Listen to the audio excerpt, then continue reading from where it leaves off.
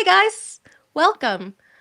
Um, with me here is Halinochka. She surprised us. Um, and then we have Viper, who you guys know, and we have Zhenya, who you guys also know. Hey, So yes, Halinochka, how are you? Since you are the surprise guest today, how are you? Thank you, I'm well. Still improving my English. Your English is dobre. Дякую. Um, Zhenya, how are you? I'm doing fine, and thank you guys for this privilege to be with you because you are great people in here. Дякую. Vibes? Still fighting. All good. That Can't complain. was like so panic, like save me. Yeah. All good. All good. Okay, so um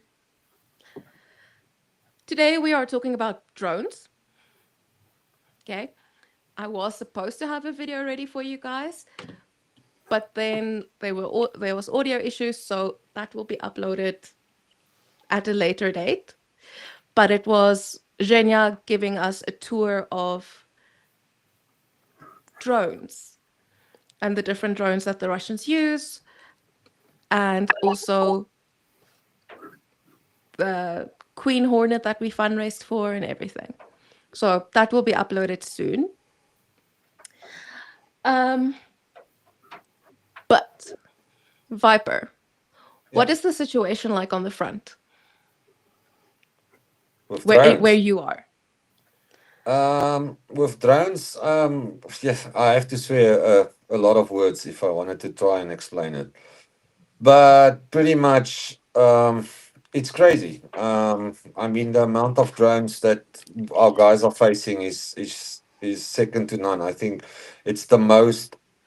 It's the most it's been in 2 years, and I mean, it's taken over the war completely on the front lines. It's not only moved the gray area in between lines with a significant amount, but it's also made it very difficult for movement, clearance missions, QRF, Casevacs, things like that. So it's made our job extremely difficult. Um, Look, it's not new. I think just the intensity has changed completely. Um, I mean, drone teams used to be one or two. I'm just talking our drone teams used to be one or two. There's now at any given stage more than 7 teams. So it would explain to you what the intensity is. Sure.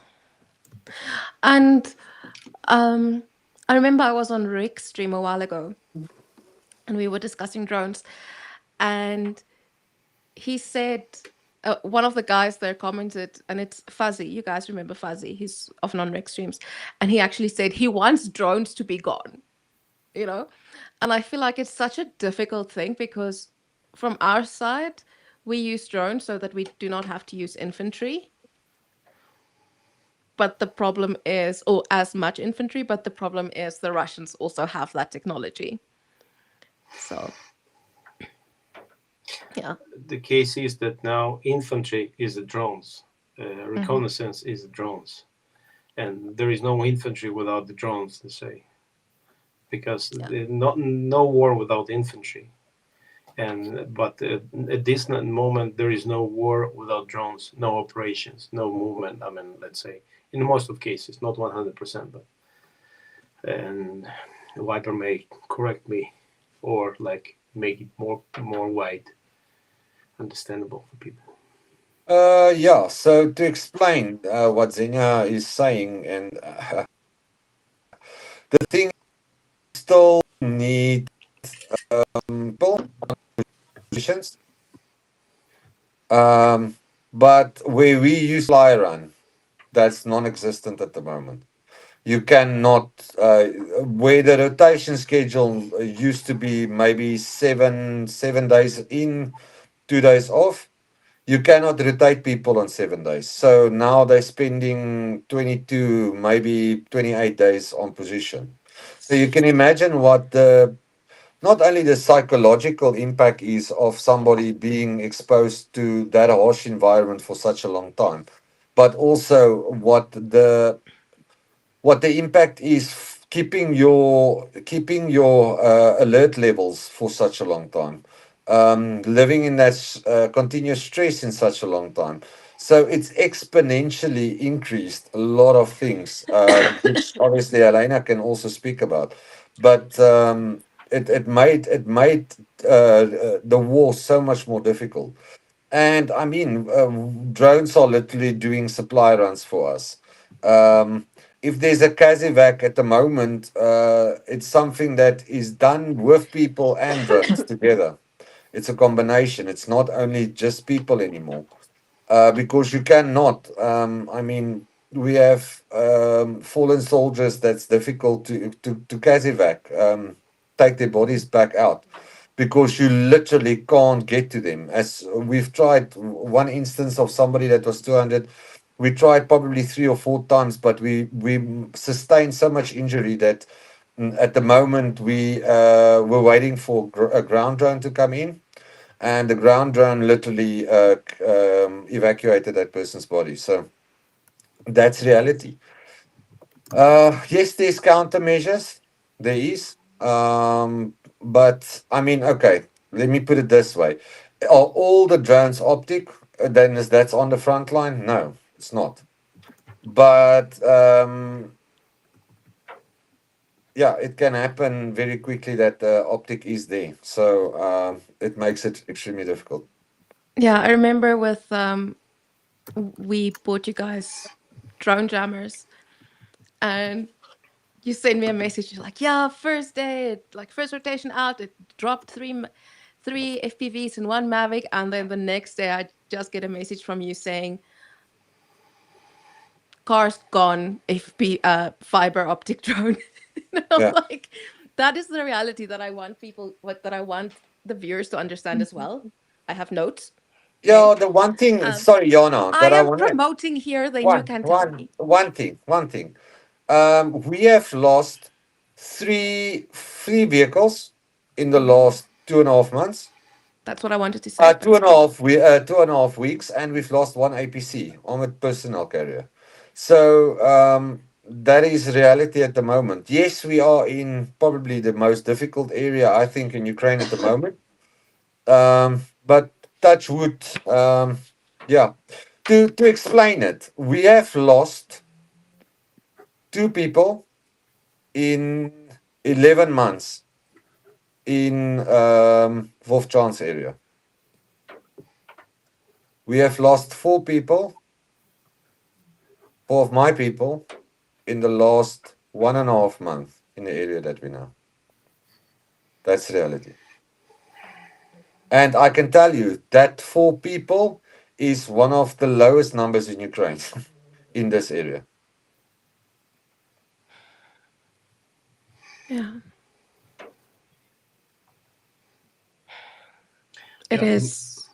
It's terrible. So you, Viper, you did mention the Kazivac drone. Mr. Squiggle in chat asks, are there drones that can carry a human body as either a Kazivac or carry 200 out and supplies in on the inward run? So Yes, like it can. there's ground runs that's being used, but the drone cannot load a body. The drone cannot put a body in a body bag, for that matter. So you still need somebody. And the guys that goes out are my guys, and highly skilled and highly trained. And yes, there's countermeasures that we can, but it's a hide and seek game, guys. It's if you were if I make a joke of it, but it's very serious when I say. I always say to my guys, new guys coming in, starting training, listen, how good were you at hide and seek? Because if you weren't good in hide and seek in school, or when you were a child, I don't think this job is for you. Yeah. Which is a weird segue into our other topic, where you guys play used to play hide and seek, and you still play hide and seek. Oh, sorry, just Mr. Squiggle. Are there air drones that can do it instead of ground drones? There is one I know that is made by a German manufacturer, but it costs a fortune. Like, Yeah, it's not realistic money. And if you yeah, lose that drone, I mean, you lose the drone. So yeah. yes, there is. But I know about in the 2 years, I know about two of them. It's not. Mm, yeah. Okay, so what I do want to say, guys, is please, please, please donate. Because right now, um, Vipers, guys, they have one car for the entire battalion. And that's a car that all of you provided with your donations. But not for the company, not for the unit, not for the company, not for the team, for the entire battalion, one vehicle. Okay. We're looking at purchasing a car for $7,000. And then we got him. If you guys remember, we had a Pajero. I don't think I posted about it on YouTube. I only posted about it on other social media. I'll post on YouTube as well.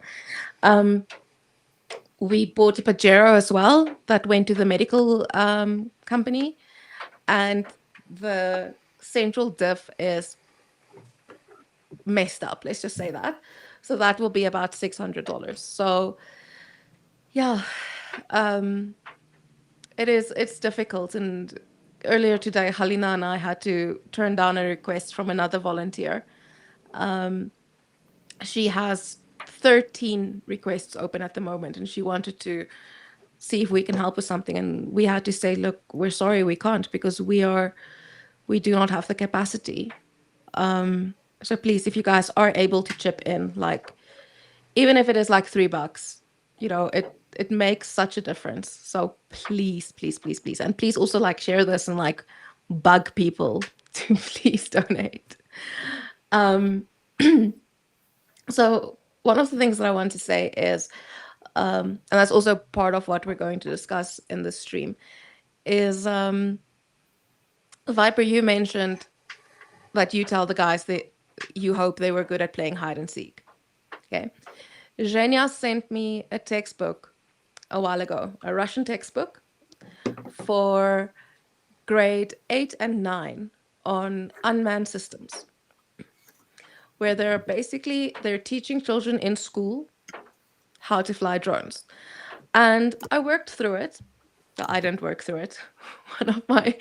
One of my friends did. And the summary is basically the word he says that stands out the whole time is drone swarms. Okay. They don't say it's for military reasons. They use the examples of, for air shows. Like, you guys know how they do like the fireworks display in China, but it's like an air show. I mean, a drone show. But that happened so little. So they mention drone swarms for air shows frequently, and we kind of have to ask ourselves, why is a textbook so focused on drone swarms, dedicating multiple sections in different chapters to it, if its a main point for doing so was air shows? It's a very rare thing. So why is it crucial for a random child in Russia to know how to operate a drone swarm? And if we look at how Russia attacks the cities, it's drone swarms. It's the Shaheeds get sent in waves and waves and waves, followed by missiles, and air defense cannot shoot all of it down. Some of these things in the book literally talk about how to do it I'll find it exactly, but how to do it in a civilian setting. Here we go. Coordinating a large amount of drones operating over a usually urban area on a big space. And this is what they are using. So that's happening in Russia. In the temporarily occupied territories, we have similar problems, um, where you guys by now all know that Russia is indoctrinating the children. They are sending them to military camps. And I'm going to post a link here in chat for you guys can go like check it out. This organization is actually really good. They've got really good reports on what goes on in the occupied territories. But it's about how they are militarizing children in the occupied territories. We also have an article from January where it says Russian schools teach students to destroy German Leopard tanks with drones. So basically a simulation with Leopard tanks. They have okay, no, not this one. They even have Russian preschoolers are doing military drills. It is surreal seeing this image. I want to see if I can share it. I don't know. Can I? I can. I just don't know how. Okay, here we go. Allowed to share window, but I want to share this window. Okay. How freaky is it to see this? And the military drill is a bunch of kids. Okay. It is weird. They post about it on Facebook. It is not normal. And this is happening while we have people saying, yes, but Russia wants peace. How many of you guys who are watching this have relatives or friends or acquaintances who say, yeah, but Putin actually wants peace? Meanwhile, this is happening. A country that wants peace is not doing military drills with preschoolers. Zhenya, your thoughts? Oh, my thoughts. At first, like if I'm allowed to add one more thing about the vehicles, and it's important for people to donate. It's important for people to help with the vehicles, because there is no options. There is no other like option. Vehicles are needed, and this is like it happened just 2-3 days ago. I can show. This is so. No, our guys was wounded even that time. I mean, some, but this is a vehicle. It was what happened because of a drone attack, and this vehicle, this was transporting the supplies, to the guys, to our guys, and when there is no vehicles, there is no options how to get there, no supply, and how to evacuate back if it's needed. And so guys like they had to stay on the zero position, fighting like almost, I mean, surrounded, fighting with guys there with support of our drones, but they made it. But it took 3 days. Praise God. And the one of the most, and two things about that. One, it says it's okay to show. It says, I said how it's going, and he says because of the ground drone we could make it. Wow. Because of the help of the ground drone. And the second thing he says, Galina can see. They said, and thank you guys for the miracles, for the prayer. God protected us, and this is just examples why it's when there is no vehicles, not possibility to evacuate wounded, not possible to. I mean, it's one of the reasons why we're losing guys when supply line disconnected, and there is not much options with the vehicles, not enough. This is why, like, everybody who donates half cup of the coffee for the vehicle, saving lives. So I beg you and ask you, please help. like to all the where you can help to get the vehicle, any fundraising, and this one especially, and please help.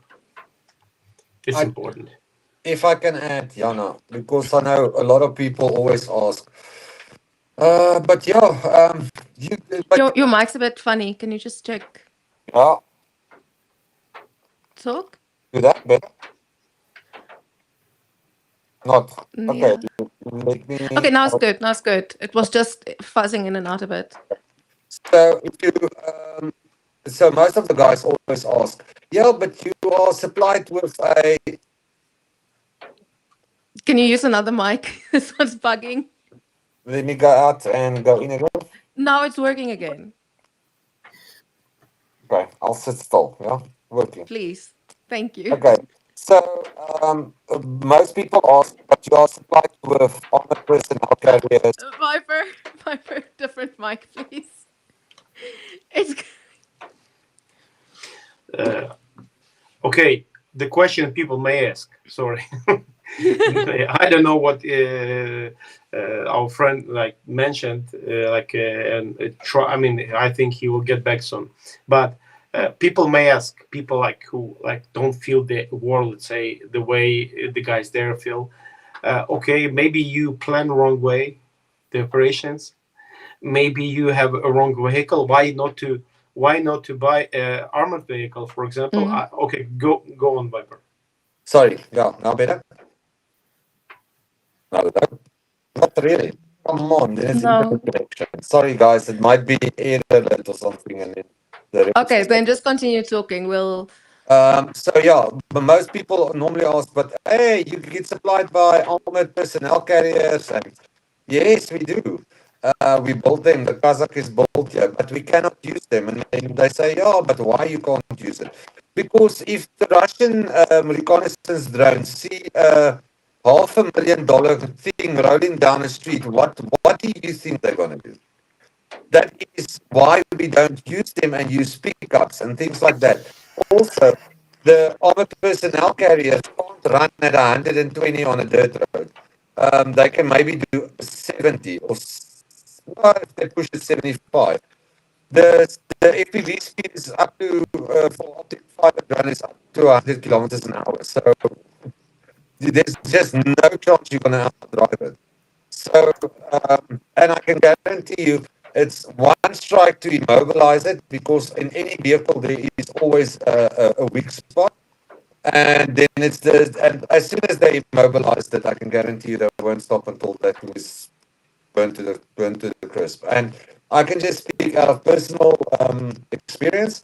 When you drive in, you can see some of the APCs, armored personnel carriers, being burnt out.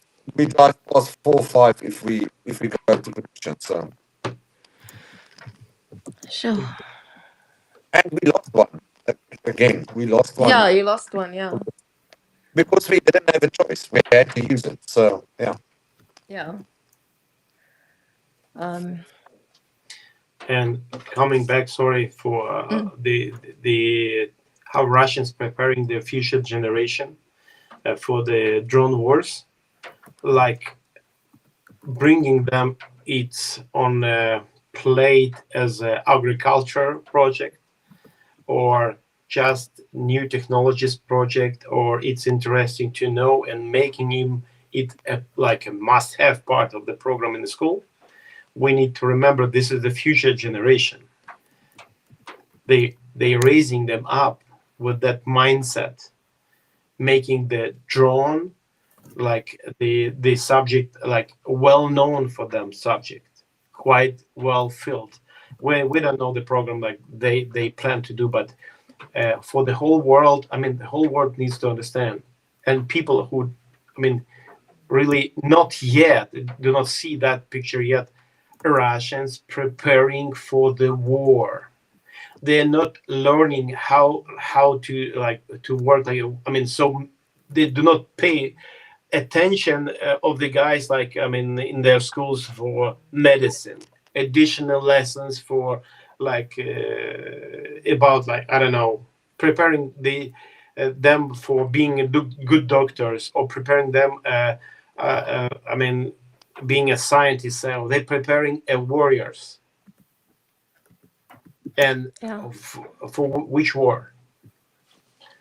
And this is important to understand. And the only option to stop that, if the whole world are standing together, as today people staying in a listening the proper sources, donating to the only army who stands against Russian army yet, and this is important. And as more strong Ukrainian army will be, with the support all the volunteers like Viper, I mean volunteers who fighting, and the guys, the as more strong they will be, the more strong will be the voice of Ukrainian nation, uh, than the voice of the freedom against, and the voice of resistance against of Russian aggression. This is why every person who donates physically, practically, he helping them to stand against their aggression, against of these what the Russian army are preparing, like in their plans and for future generation. If we have to stop them.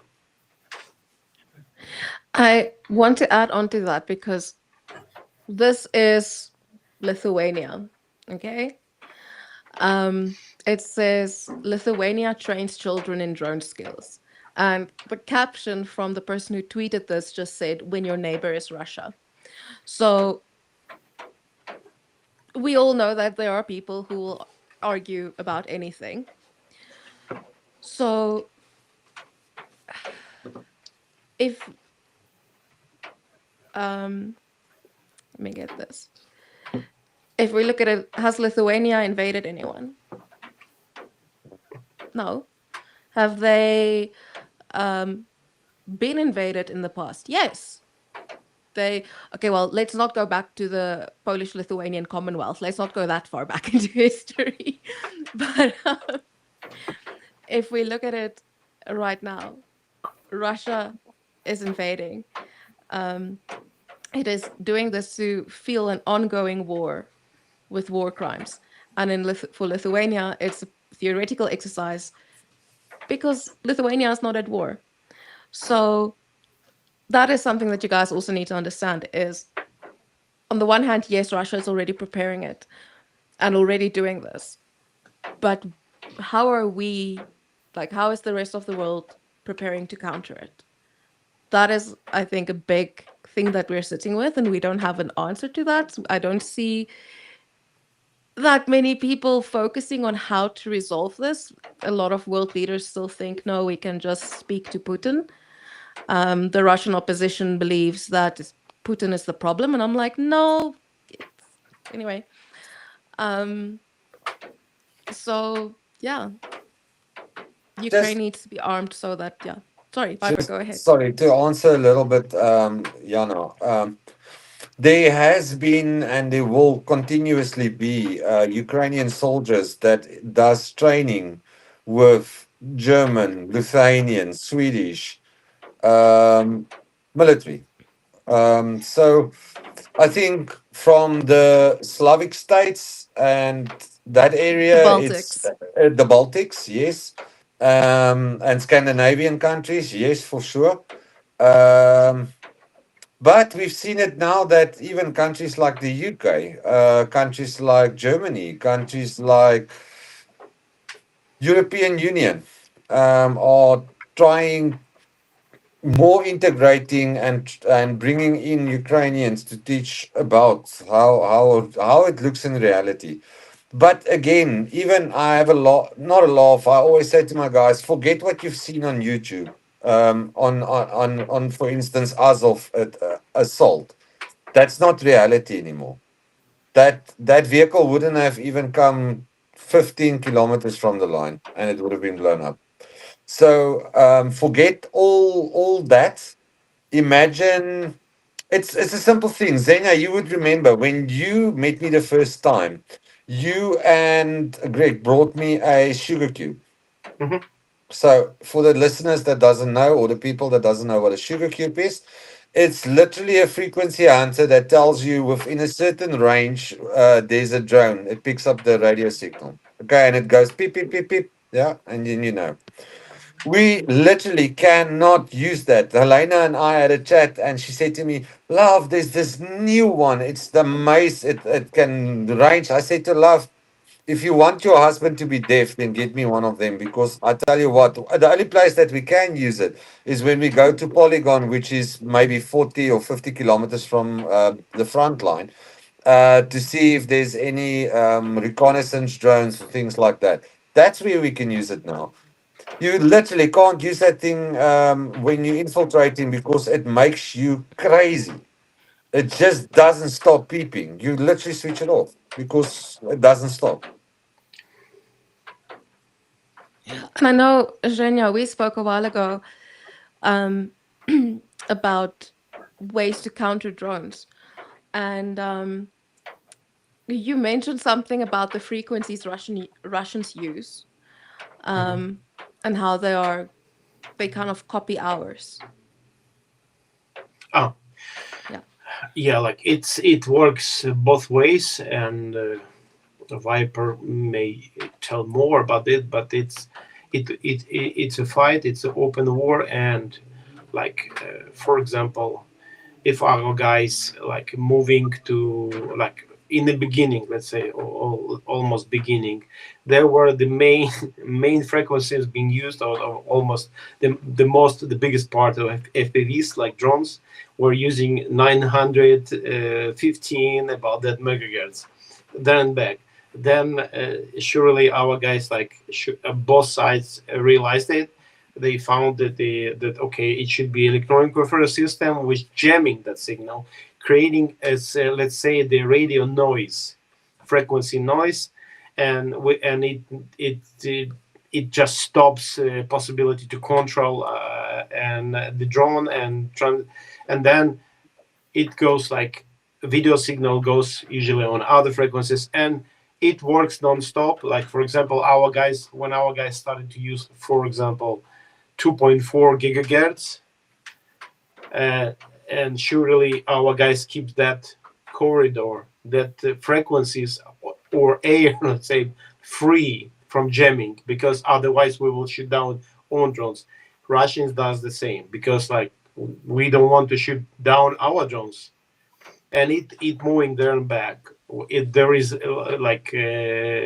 every time when we're going up with the frequencies like six gigahertz and up, they go the same. We're going down like they lowering the frequencies for the controlling the units, they do the same. And now add to that the war where both sides trying to destroy, let's say, the signal strength for the communication radios between units. It's the other level when our guys cannot use the radios because they jamming it or sending the drones on the same frequencies, like, or we do the same from our side. It's not a secret, but this war is non-stop. And So there's a question from Johnny in chat. Can you guys just explain, when we say Russians are using the same frequency or tapping into the frequency, does that mean they can see the feed that you guys can see as well, or is it just the feed for controlling the drone? They can take the feed for the video, but they can also steal the drone and actually use it. They can. So what they do is they take over the drone. Literally, we also do it from time to time. And is there any way to counter it? Like, what is it? Like encryption, but No, it's a radio frequency. You can encrypt, but I mean, at the end of the day, encryption is a non-factor in this war. Something might be encrypted for a day. That's it. yeah, that's And also then you true. have to pull all that equipment back and then re-encrypt it and then send it out. And while you battling with not enough vehicles, Not enough you are soldiers. not enough soldiers, not enough supplies. but you want to go and go and we literally try not to send a vehicle for rotation or close to the lines. Now you want to do it on a every second day basis. It's just not feasible. It's as simple as Mm, that. yeah, it's not like the Enigma code. No, unfortunately. It's there is still encryption using in the places where where the speed or let's say delay means almost nothing, meaning on a system which activates something, there may be encryption in the special code for let's say alarming it or activating it.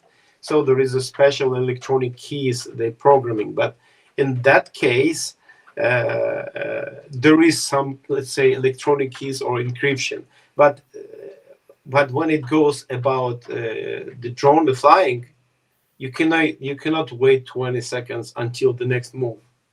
It's not possible. And maybe to people, for people to get a clear picture, like if there is lanes on the road,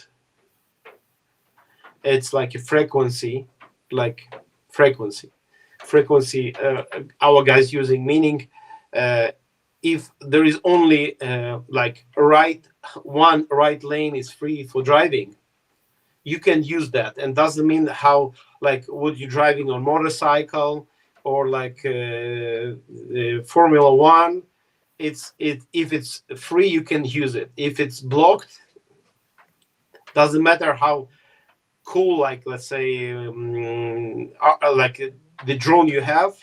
I mean, comparing it, if the correct frequency are busy, let's say, you cannot, meaning the jammers creating the modeling, creating as and that on that frequency they twisting or destroying the signal, yeah, distorting the signal, Distorting, yeah. distorting. And the drone, I mean, not between pilot and the repeater, or pilot and the drone, there is no straight connection, like, which can be like, yeah, the signal not going through, that's it. And so there is a fight, and usually there is like a two lanes, let's say, the video and the control. But with the video it's much tough, much more hard. So but if you can, at least you can destroy, like, let's say, stop the possibility to control the drone, that's okay. But when it goes about optic wire, like that, then it's other story. Then you can literally just cut it with a knife or break it. Yeah. You can physically break the connection. I have a question to Viper. Mhm. Yana, am I allowed? Yes, Galina, please Viper, I want to like to explain this. explain Yeah. this. What is that? So that is a drone caught by one of the catch nets that the guys use for protection. But saying that, I must also say that what happens with those catch nets at the moment, they fly a drone in optically. They arm and activate it so it will blow up a hole into the net, and then send a second one. So there's normally two pairs running together, which means that all that, and guys, those need to work when it's a route that is a certain distance from the front line. You need to understand that. You will not be able to construct that within 40 kilometers from the line.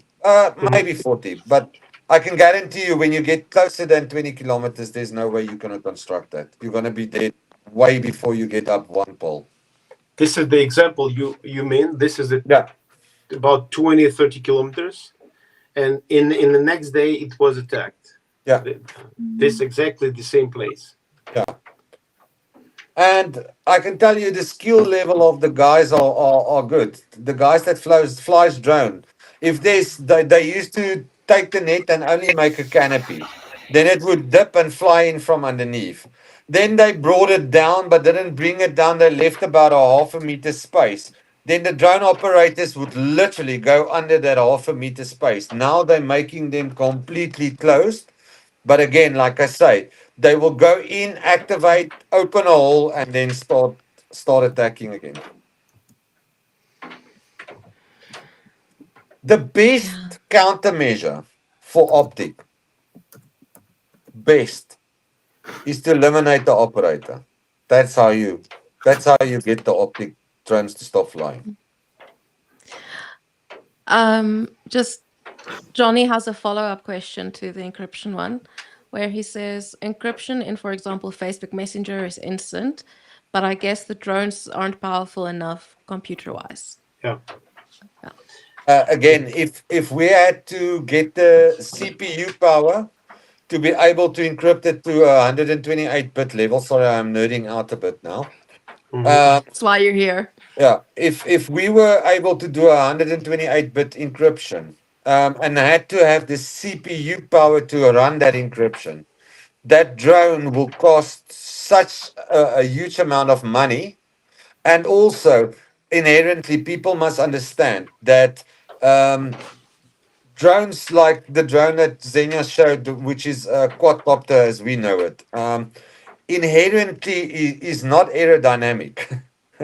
So if you put a kilogram extra on it, it's a kilogram less of explosive material that you can use for an FPV. But also you must understand that now the motor size changes and it's all exponential to each other. So the battery bank needs to be bigger for it still to be able to have that range. Um, yeah, so that's what makes it so difficult. It's we push for the most inexpensive, most accurate ornament. Yeah. And actually, guys, the video that I will edit and upload, in it, Zhenya shows me it's a Russian drone, and it's made of it's made of wood. Like, like the wood that you would use like Ammonia, when you're ammonia. doing Monya. Yeah. What Cheap the plane. wood, yeah, like Can the I wood can that you can I would use geek when you're out doing again? hobbies. Yeah, gig Can I out. can I quickly just pause my video Okay. and go fetch something that I will share with you? Of course.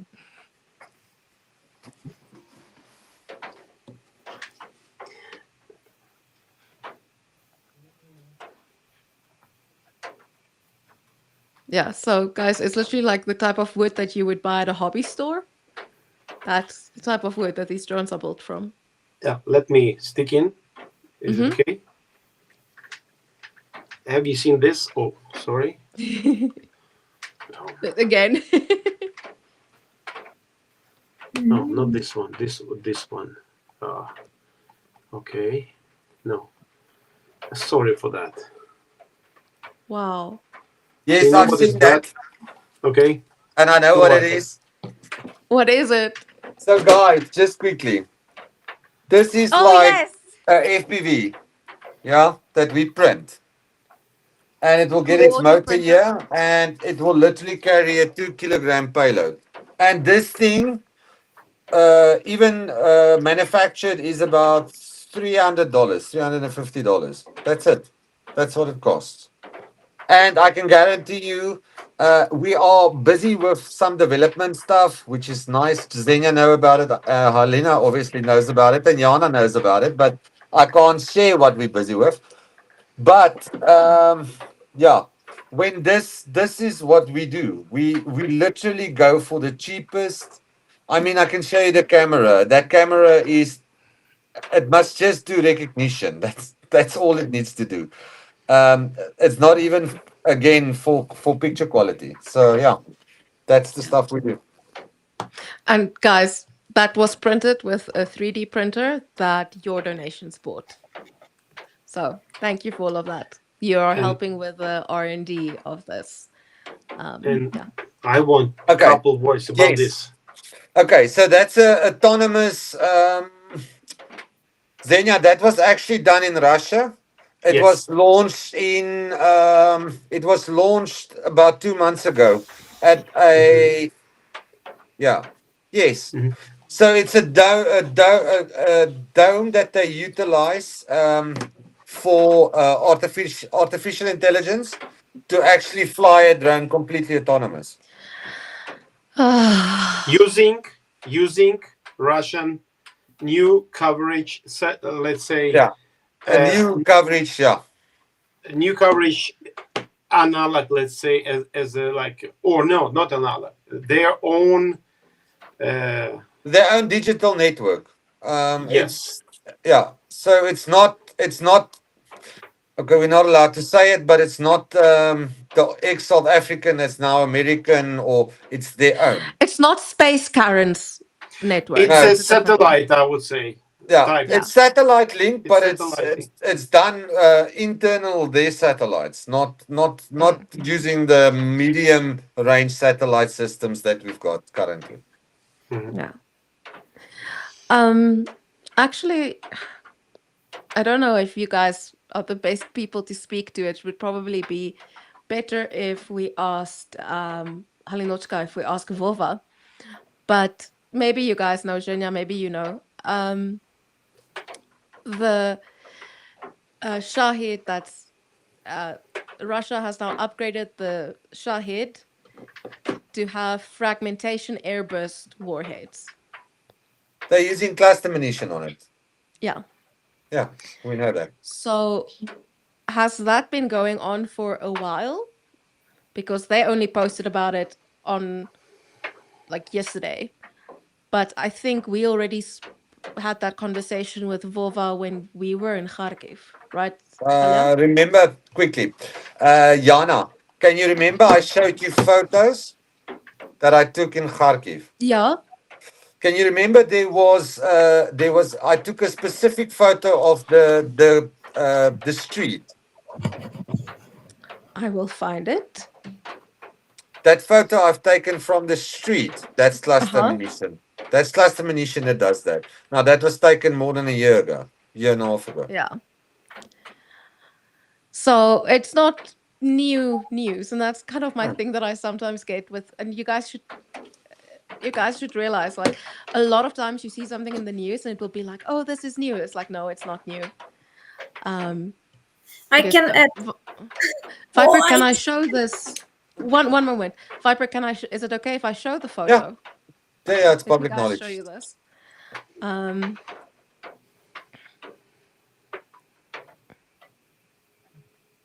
Yeah, that's cluster so munition. that's cluster munition, and this is Kharkiv, and it was taken last year. So it's not new. A lot of the news you guys see and hear, it's already outdated. Yes, Halinochka. Yeah, something from experience living in Odessa, because Odessa is Yeah. one of two more, one of three most hosted drones city in Ukraine. you're so welcoming. Just close to regating orcs. So one of new, not very new modification. What we are like citizens uh, Mhm. are seeing that last times drones have like firing наповнення. Filament, feeling, like filament. Yeah. They've got like thermobaric, Payload. the thermobaric payload. That is new. Yeah. That I know.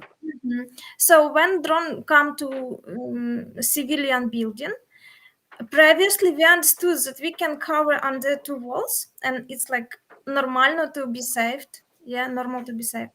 For now, fire flowing through the building, covering two or three floors. So people who are staying for 2-3 walls can be fired by this, like it's like flow of fire. Yeah, Okay, and so it's in can, huge wave, like huge sorry, speed can wave. I explain what my wife is trying to do? No, I understand. It's freaking Yeah. scary. So what happens is that the Shahid recently have been upgraded with a thermobaric warhead. So what it does is it literally implodes which means that you literally your lung sits outside your body. I've seen thermobarics being used, so I know how it's literally used. So what it does, it releases a gas as it heats. Yeah. So you got the initial impact, it releases a gas and it actually ignites that gas.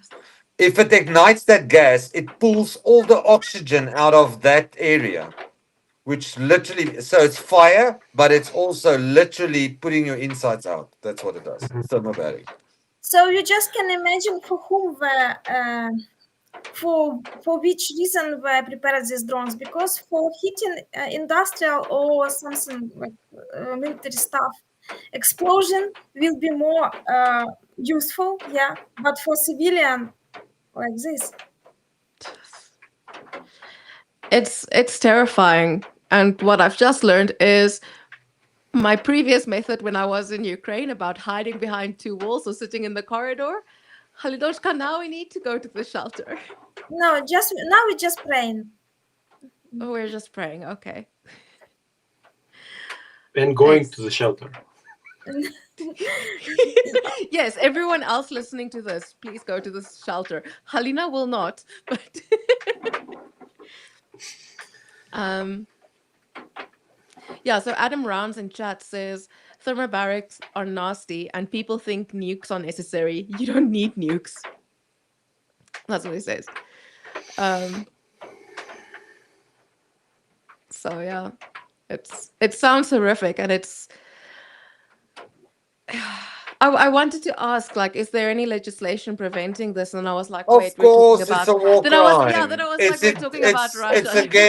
against the international well IAWA, Yeah. international Geneva Convention. We're not even able to use thermobaric grenades anymore, and we don't. Yeah.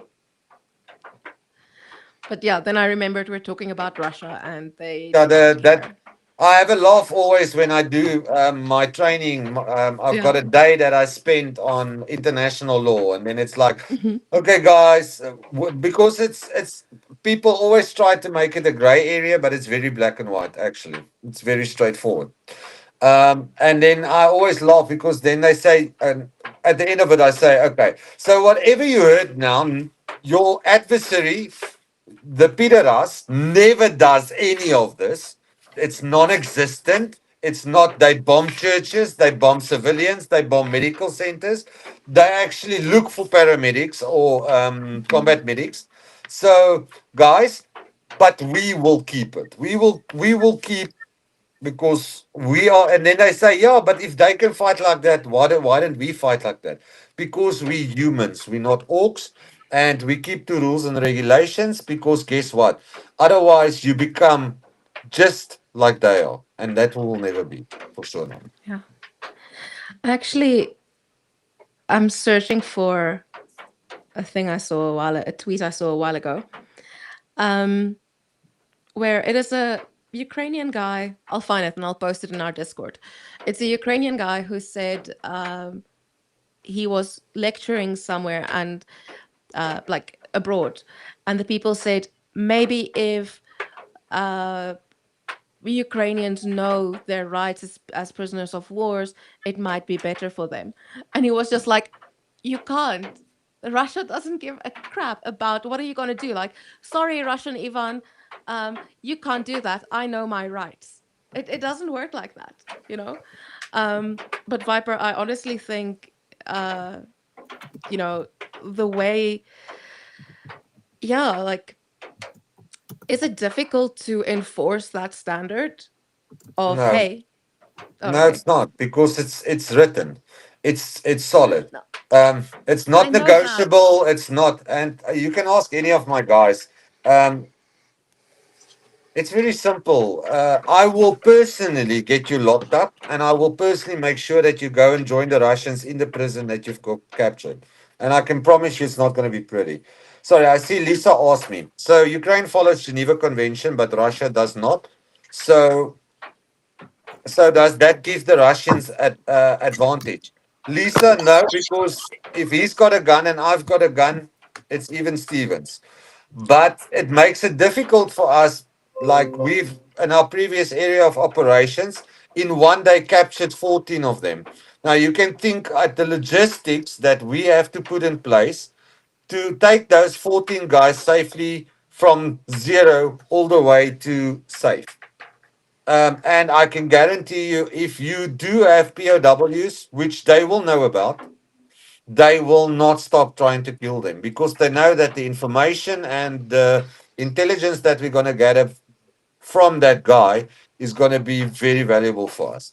And then another thing, Johnny Nedergaard says, if you fight like them, you'll lose much, if not all support. Johnny, yes, we will lose support, but at the end of the day, it's about being a decent human being. When I look at the mirror, I can look at the mirror and be proud of the guy that's looking back. I think none of the Russians can, and that's what it's about. It's about being a decent human being. Yeah. I don't know. I'm so proud of you. Yeah, it's cool, BT. It's cool. Um, yeah. I have a question. Yes, If it's please. is it okay? I Yes. was thinking. I really like happy to know all of you guys and see what you're doing and everything you do. It goes to help the front line and my thought was, okay, if not the war, probably it would be interesting to listen what you would do in this, like if it would be in a normal life, it would be October, what would be your normal life, you will be preparing for something, what will be your, like, let's say, routine in that moment, and what you would learn about where to grow. And now here is the man and two nice girls discussing the drones, the optic wires, and I think, what a people, what incredible people. So the question to how people can practically help, um, different ways. Let's say Okay, the three questions. can I answer? Okay. First of all, if we were not in war, I would actually live with my wife. That would be very positive. And not try to see her as much as I can. So that already is like amazing. That would be my happiest time in my life. I can promise you that. Secondly, the other thing is, and I want to stretch it out because we see what most of Yana and Halia and Zhenya, you guys don't see. We see the results of what your donations give. So, for instance, we did 2 medical backpacks that saved one of my platoon commander's life. I literally shared some photos with Yana where they were ambushed. They got ambushed by drones. They got blown very, very serious injuries. One guy got killed, and the other guy survived. And he was literally at the point to take a grenade, pull the pin, and leave it because the one thing that we don't ever want to let us happen with us is, yeah, there's some photos. We do not want to get captured, guys. That's like, you can speak to most foreigners, they will tell you, I would rather take my own life than being captured. Um, so he literally was, when my Kazivac medical team got to him, he was literally, the pool was pinned. They took the grenade out of his hand and threw it. Okay. That's where he was. And thanks to the medical backpack that I know that you guys don't even think is so important, they could stabilize him for one. That guy has spent the 10 days now on holiday with his family in Odessa. His kids are still seeing him. Yes, he's got a long recovery. We won't probably see him in the next month and a half, maybe 2 months, maybe 3 months. But he's alive. He's got a new positive attitude towards life because he was at a point where it was very, very close to lose it. So just that helps. I mean the drone backpacks, guys. Not all the drones that we face is is optical FPV. Yes, the Mavics in the area that we are, because we've got tree lines and open fields, they park the Mavic right in the middle of the open field because they know nobody can get there. But my my guys can move until they hear that, hey, here's FPV, and it's optic, because as soon as you switch on, and you do not hear the motors, has got a spooling sound when you switch on backpacks. It will You will literally hear that motor cut out and then kick in and cut out and kick in and cut out and kick in. As soon as they hear that, they know, listen, we need to get a hole and disappear. So that also has saved countless of my guys' life. Then we're not even talking about vehicles, guys. Vehicles, I mean, if my guys had to infiltrate by feet, they literally have to be dropped off 40 kilometers from where the zero is. So I don't know if any of you have walked a 40 kilograms, 40 kilometers, and then it's not your ammo, it's not the grenades that you carry, it's not snacks, food, water, nothing. I mean, try and do that. 40 kilometers. Were you moving at a pace of what? Maybe 8 kilometers an hour? That would be your speed average. You can imagine how many people we would lose just for infiltration then. Yeah. Yeah. So, guys, I know, and thank you for explaining that, Viper, because I know it sounds hectic for people listening. Like they lost 3 cars, okay, or if there are Americans watching, trucks. But as we say in South Africa, Bucky. buckies, bucky. So they lost 3 vehicles, and you look at it and you say, "Wow, but these cost money and everything." And I just want to say, how expensive is a life? And that is the thing that always comes up: is how much is a life worth?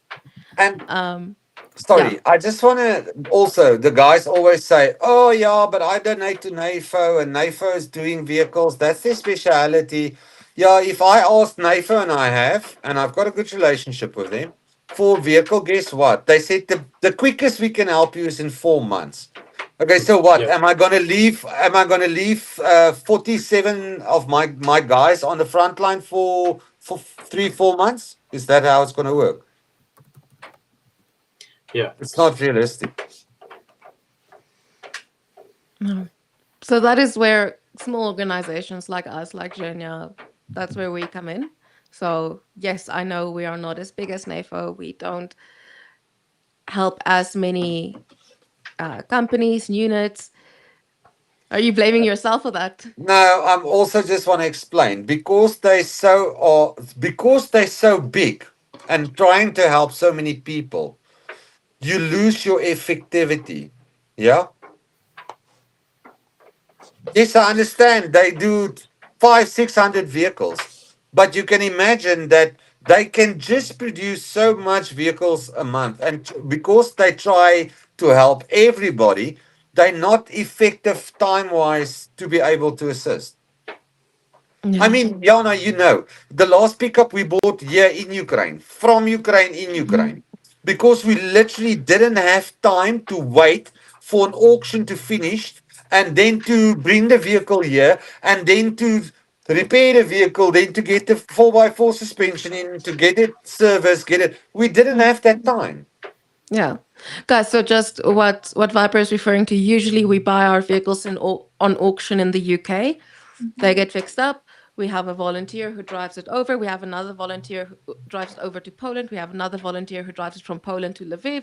We have a volunteer who fixes up the vehicle, and then it goes. Okay. And But they that whole also said 2 3 months, sometimes yeah, 4 if suspension or something new which we didn't know about car. We will see, and we need to exactly. fix. Yeah. Yeah. It's It's just important. Everybody does his part. Like NAFA does mm, huge amount Yes. of help to Ukraine. Some and some organizations are let's say, much quicker because they concentrated, like they focused, let's say.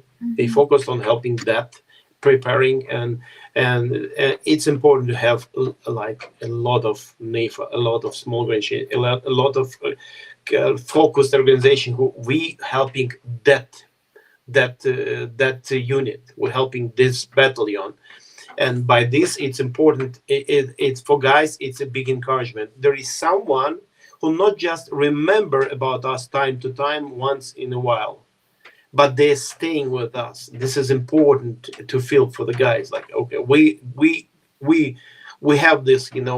Somebody is covering out my back, and there is volunteers. Yeah. And then just to explain, guys, you get a vehicle from NAFO, yeah? If that vehicle breaks down, who do you think pays for the repairs?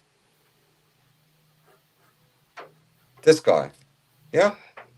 Like I literally showed Yana my average spend, Whoa, and whoa, I whoa! Are don't you even sure want you to want to say it tell your loud wife because that? my, Are my you sure wife you my want to wife tell is your gonna wife kill that? me. But my average spend on vehicle repairs on a monthly basis is between 40 to 180,000 hryvnia a month. A month. Because Can you put that over guys, in dollars so people can have a bit yeah, of a? so 40, 1,000, between $1,000 and three and a half, $4,000 a month. That's it. Because guys must understand that we don't drive these vehicles on a flat surface, perfect tar, looking good in a 4x4 with guns. No. We take that vehicle, we drive literally on your farm road, It's full of worse than the farm holes, road. which is worse as yeah, way worse than your farm road, at 110, 120 kilometers an hour. We hope and pray that that Ukrainian is aiming through today because otherwise he's going to hit something. And if he hits something, there's no time to relax and let's pull it back. No, you're going to break stuff off to make sure that that car can just continue. So, and then I'm not even talking about raining season where we are now. Uh, I will never forget. We had last year. We were stuck in the mud in an area, a wooded area, and it was. I think, Jana, you saw the photos that I taken. I literally jumped out of Yeah, because yeah, there was no time, and half of my body went into the mud. Yeah, yeah, and I almost had to throw it a rope just to pull me out of the mud so that we can start trying to get the vehicle out of the mud. yeah, And you can imagine what that does to a car's mechanical parts. It's not. And yeah. we had a situation where we had a blown engine because we had a strike. It didn't demobilize the car, but it did go through the radiator. So the guys had a choice. Either I they drive remember. the engine to pieces and get to safety, or they wait and there's a 99% chance that that vehicle would have been Mm. blown up completely. And I remember they you told me drove, you're like. drove the engine to pieces. I was asking. I was like, "What happened?" He's like, "No, they drove my radiator fucked up." Yeah. I was like, So, "How did that happen?" So thanks for explaining. Um, yeah, I actually, when you were talking about how like the dirt road and how fast you guys drive, it reminded me of when Halida and I went to meet your commander and so on. We were driving, and I literally bumped my head against the roof of the car because that's how fast it goes. It's just bumpy and quick. Yeah, and pray. A lot of pray. I can promise you that. A yeah, lot of pray. yeah. Because I, I'm a very nervous, Elena knows, I am a very nervous passenger, as a rule. Um, is that so why you always prefer to drive? yeah, that's why I always say no. Let me drive, no problem. Because especially Ukrainian. Sorry, the two Ukrainians watching. I think Zhenya is better, but because he drives a lot. Than me. But but Yeah, but but I Zhenya can also tell you has a now. license, unlike Halina. No, no, but I'm not talking about Alina. I'm talking about generalization. Whenever there's a foreigner coming to Ukraine, they say to me, the thing I've noticed which was very noticeable, the first thing is that Ukrainians can't drive for shit. Like, really. And I promise you, out of 10 Ukrainian drivers, one might be a decent driver because we work with them. They drive us. So, I mean, some of them are like hectic. It's they drive way above their capabilities. So then the prayer kicks in, and you start praying for them because Ay, ay, ay, ay. Yeah. fun and Why games. so fast? Because drone flying the speed of the drone 180 kilometers, Yeah. 160 kilometers, 140. And surely if you can, like, as faster you go, more chance. Yeah. It's simple. It's like I always say. It's way easier to shoot a still standing target than it is a moving target, and the faster you drive, the more difficult it is for the operator to actually maneuver the drone to hit you. Mhm. Yeah. Ay. Oh, Yeah. I have a question. Yes. Uh, question from our supporters. Mm-hmm. We are very famous because we have our own haters. So I would rather Oh, like, yeah, we have our own haters, but they hate me more than they hate you. yeah, because you are more often here. So, and one time we spoke about cars and we mentioned that, come on, guys, such car like BMW or Mercedes are also good for frontline, yeah. And oh my God, if you could just hear, like, who asks such cars for frontline? We never meet such requests. So for whom you want this car? You want to sell them somewhere in the west of Ukraine? I want to to Okay. Yeah, that's good. Viper, please explain I why we want bought you.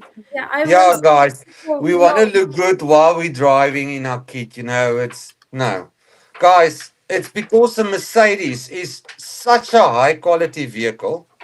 we It got a can BMW, not a Mercedes, though. Yeah, well, BMW for that matter. BMW, Audi Q7, or Mercedes ML, they are all 4x4 permanent, formatic or for motion or whatever German name they thought of. Yeah. So it's a 4x4, and most of them has got an air suspension. Yeah. So that air suspension can be lifted to where they have clearances. And what we find is the suspension that's already in those vehicles, for one, is extremely good on a very bumpy road because of the way that they articulate, for one. For two, the reason why we bought a X5, yeah, is so that my poor logistics guy can fit 7 million tools in the back of that X5 because he's not just a Toyota mechanic he's a Kazakh mechanic. He's a T64 tank mechanic. He's a Opel Astra mechanic. He is whatever there is that breaks, he needs to fix. Mm. Yeah. Yes, Zhenya. Tak. Plus, correct me if I'm wrong. Now it's a time for that vehicles, because when it goes about cheaper, L200 and Navara, it's out in a decent decent condition. Not Wisely. possible to find, or you will pay almost double price as for Yeah. X5. Yes. Yeah. Correct me if I'm right, wrong. No, yeah, 100% correct. 100% correct. Yeah, we've looked I at can. the money. We've compared the stuff. Yeah. Um, yeah. Question, just quick one. Lisa asked, since Yeah, Russia has no gas for trucks, maybe they could send a few to your way. I can guarantee you, as soon as they will come close to our area, they're gonna be definitely greeted with some flying friends. And then Is it easy for the army to get gasoline? I would presume that gasoline means diesel or what? Yeah, petrol, diesel, fuel that goes in your car. Okay. Yeah. So it's difficult for us to get, like they would say in Ukraine, benzene. It's not Hmm. something that we get issued a lot. Yes, we do for generators and things like that, but that's specifically why we use it. So you won't see us buy a traditional petrol car. Mm. It will always be diesel, or well, like in Ukraine, they will call it a gasoline. So yeah, it will be diesel. Mhm. And And yes, we get a lot. We get a lot, but the quality is not yeah, I so was good about to say that. because we do not like, for instance, cars that I normally drive Yeah, do not get that.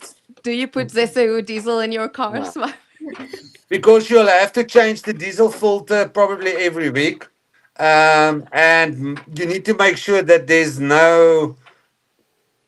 Well, you can just take it and throw it through a filter, and you can see what we're talking about. There's some sediment, and the guys, remember, it's not like we can do a bulk storage facility, or it's can to can to can to can. So obviously the cans is not always that clean. So yeah.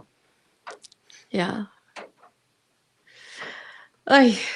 I have a suggestion Mm-hmm. for the other topic because, but if people may leave, please leave the comment. Like, Mm-hmm. is it interesting? But why?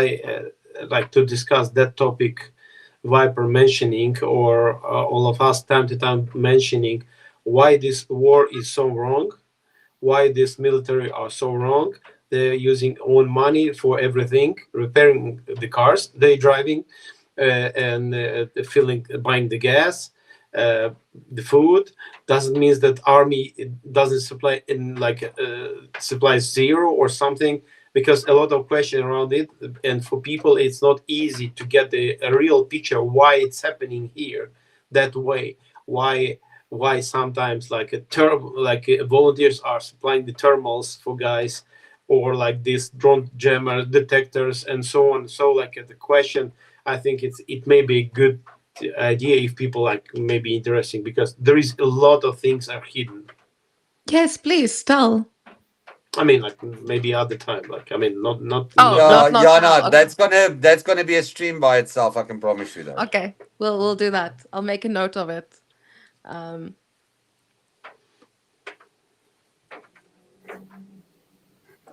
Maybe Viper has so much money that it's easy for him to like to spend for using the. I mean, repairing the vehicles, buying the best like top the best fuel in the closest area, and then surely BMW.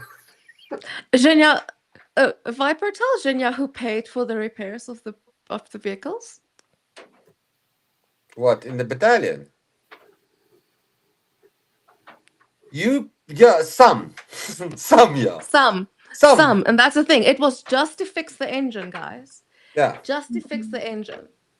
And there's still a whole crap load of other things wrong with that car. And I was looking, I was like, what the hell? And he's like, yeah, Yana, that's one car, and that's only the engine.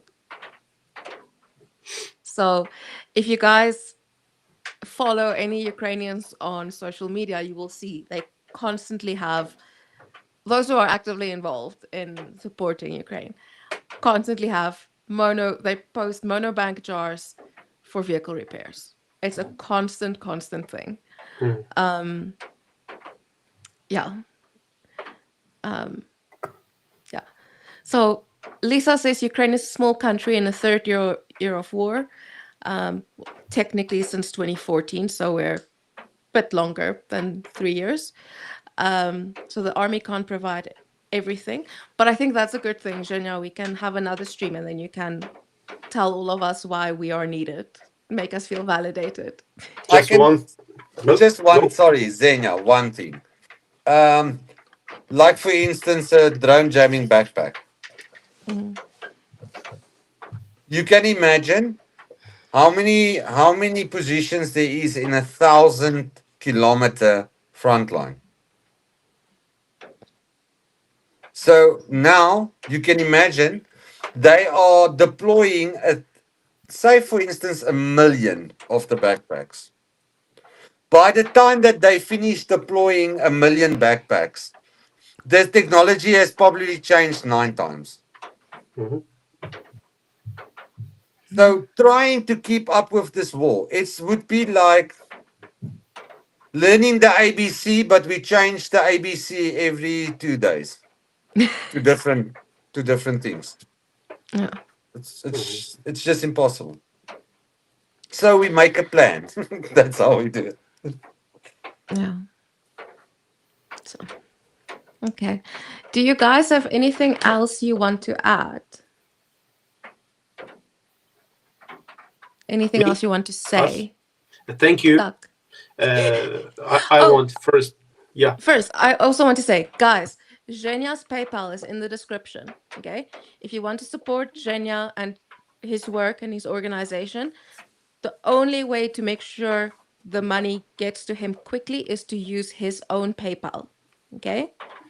So that's the fastest way. Support Zhenya directly. He does awesome work. I can talk about it because whenever I'm short of some electronic stuff, it will always be a phone call. Zenya, can you help? And he will say to me, "Okay, we've got so much in production, but maybe I can." And then, like an hour and a half later, he's like, "Brother, okay, yeah, we can make a plan." Yes, I know Yeah. exactly. He does So a yeah. lot of stuff. So Uh, please, if support Zhenya, his PayPal. That's the one way to make sure the money ends up with him quickly and he can use it oh. immediately to help the guys. Uh, okay. May I? You said Yes. like say something first. Thank you for that. By the way, the first channel, the project Constantine. It's the first channel who not hiding in special chats. My PayPal just for special people, but publicly allows people to straight support me because by some reasons the others who knows me make it possible, make it the way for people would not see my PayPal and PayPal for organization. I mean, it's other topic, but this is like thank you for that. For the people, the project Constantine, as for me, it's a people who feeling guys, staying with guys, communicating with guys, meaning they're all about helping guys, not Angles. about not about using this war.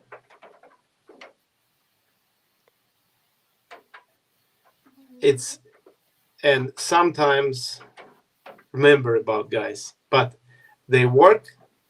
My personal opinion, this is what I see. They all about helping guys straight there, and this is important for all the people like here who supports Project Constantine, supports Viper and his unit. Big thanks.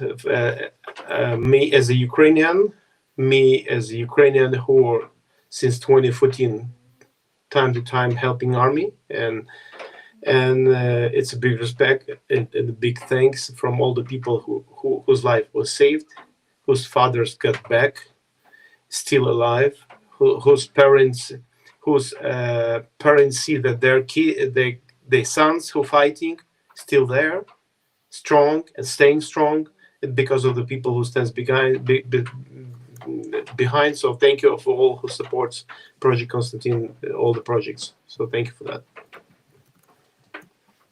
Дякую, Женя. Okay. Halinochka, any words? No, just our guys really will be under protection of God and of our supporters. Yeah. It's like this. Vibes, anything you want to add before we close? Just guys, keep on um, Keeping on. believing, keeping on, keep on believing. This war will be won, and it will be Ukraine that's victorious. I can guarantee you that. We will not stop, no matter how dark the news gets, no matter how dark politics gets. at the end of the day, it's the brother or sister to your left and the brother and the sister to your right that's there for you. And I mean, both these organizations is our left and our right, making sure that we can continue fighting and willing to fight for sure. That we are always. Um, but we want to do it clever. We want to do it smart. We want to do it the right way so that we do not pay blood prices, but money prices for it. Money can always be made later, but once you've lost somebody, you would understand what I'm saying. That person is gone forever.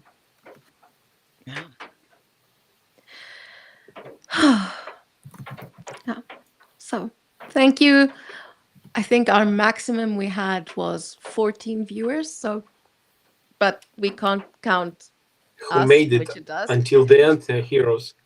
Yeah, Yeah. for sure. Thanks, Thank guys. you so much.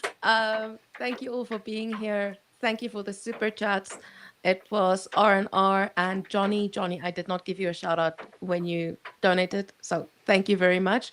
Zhenya, I'm going to send that money through to you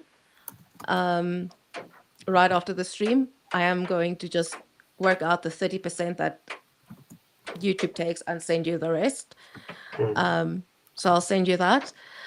And yeah, thank you guys so much for being here. Please share the stream, like the stream, tell YouTube you think the stream is cool, whatever.